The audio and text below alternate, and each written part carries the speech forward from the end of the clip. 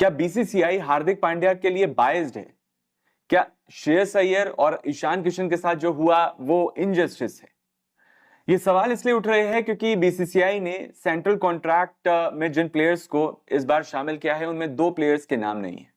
एक है श्रेयस अय्यर और दूसरे है ईशान किशन, जबकि हार्दिक पांड्या को ग्रेड ए में रखा गया है।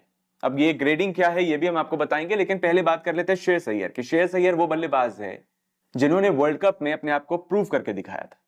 वर्ल्ड कप के शुरुआती मुकाबलों में बहुत सारे सवाल उठे थे कि क्या श्रेयस अय्यर को इस वर्ल्ड कप के लिए चुना जाना चाहिए था, क्या ये सही चॉइस थे भारत के लिए। और उसके बाद श्रेयस अय्यर ने कई अहम मुकाबलों में वो पारी खेली और अपने आप को प्रूव किया, और बाद में लोगों ने कहा कि हम मानते हैं कि श्रेयस अय्यर को चुनना भारतीय टीम के लिए एक सही चॉइस थी, वो भारतीय टीम के लिए एक सही विकल्प थे। और उस श्रेयस अय्यर को जिनको उसके बाद जिन्होंने साउथ अफ्रीका दौरे में उन्हें वाइस कैप्टन भी बनाया गया था, उन्हें अब बीसीसीआई ने बाहर कर दिया है अपने सेंट्रल कॉन्ट्रैक्ट से। और लोग इस बात पर हैरान हैं कि आपने श्रेयस अय्यर को उठा के बाहर कर दिया और आपने हार्दिक पांड्या को ग्रेड ए पे रखा हुआ है। अब देखिए, ये जो सेंट्रल कॉन्ट्रैक्ट होता है इसमें ग्रेडिंग सिस्टम होती है अलग अलग तरीके से। जैसे कि ग्रेडिंग सिस्टम में ए ग्रेड, ए प्लस होता है ग्रेड, जिसमें ए प्लस ग्रेड में आते हैं रोहित शर्मा, विराट कोहली, और इस बार रखा गया है रविंद्र जडेजा और जसप्रीत बुमराह को।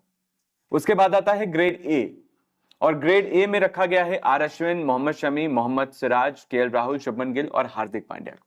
अब लोग ये बात हजम नहीं कर पा रहे क्योंकि हार्दिक पांड्या, आपको याद होगा 2023 का जो वर्ल्ड कप था उसमें बांग्लादेश के खिलाफ जब हार्दिक पांड्या इंजर्ड हुए थे, उसके बाद से हार्दिक पांड्या लगातार बाहर चल रहे।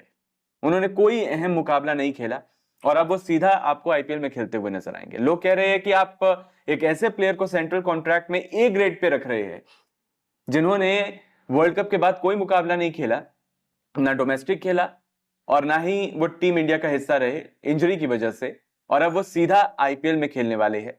अब आईपीएल में उनकी इंजरी कैसे ठीक हो जाती है ये बात चलिए अलग है फिर भी, लेकिन सवाल उठ रहे हैं श्रेयस अय्यर को सेंट्रल कॉन्ट्रैक्ट से बाहर करने को लेकर और हार्दिक पांड्या को ग्रेड ए में शामिल करने को लेकर। ईशान किशन को लेकर भी सवाल उठ रहे हैं, लेकिन ईशान किशन का फिर भी समझ में आता है क्योंकि ईशान किशन बहुत सारे मौकों पर, क्योंकि साउथ अफ्रीका दौरे से तो बाहर रहे ही वो, लेकिन उसके बाद जब उन्हें डोमेस्टिक क्रिकेट खेलने के लिए कहा गया तो उन्होंने वहां पे भी आनाकानी करी, तो उनका समझ में आता है। लेकिन श्रेयस अय्यर के बारे में कोई समझ नहीं पा रहा कि ऐसा उनके साथ क्यों किया गया, और इसी वजह से सवाल उठ रहे हैं कि क्या बीसीसीआई हार्दिक पांड्या को लेकर थोड़ी सी बायस्ड है, थोड़ी पार्शियल है, क्या उनके साथ पार्शियलिटी होती है। और ये जो ग्रेडिंग सिस्टम है ये सिर्फ ऐसे ही नहीं है, इसमें पे स्केल भी बदल जाता है। अब मीडिया रिपोर्ट्स के मुताबिक जो ग्रेड ए प्लस है, जिसमें विराट कोहली और रोहित शर्मा जैसे सीनियर प्लेयर्स आते हैं, उनमें खिलाड़ियों को 7 करोड़ रुपए तक सालाना मिलते हैं, और फिर इसी तरीके से ग्रेड सिस्टम में जो अमाउंट है वो कम होता जाता है। बी जो ए ग्रेड है उसमें ए ग्रेड में उससे कम पैसा मिलता है, और उसके बाद बी ग्रेड आता है, बी ग्रेड में उससे भी कम, और सी ग्रेड में सबसे कम।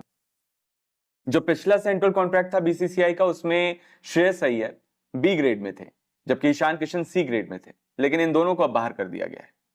और एक और हैरानी की बात यह है कि कुलदीप यादव, जिनके दम पर भारतीय टीम ओडीआई 2023 में गई थी, उनको बी ग्रेड में रखा गया है, उन्हें ग्रेड बी मिला है, मतलब हार्दिक पांड्या से भी नीचे रखा गया है उन्हें।